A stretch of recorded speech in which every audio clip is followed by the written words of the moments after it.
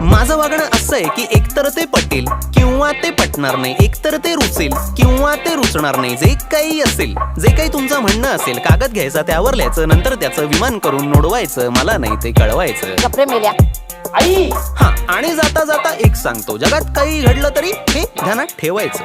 काय? माझ्याशी नीट बोलायचं. फोनवरून, व्हिडिओवरून किंवा प्रत्यक्षात, जवळून किंवा लांबून, स्वर्गातून किंवा नरकातून नीटच बोल.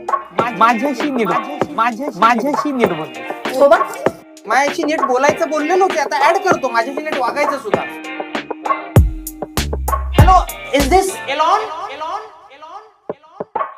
एलॉन?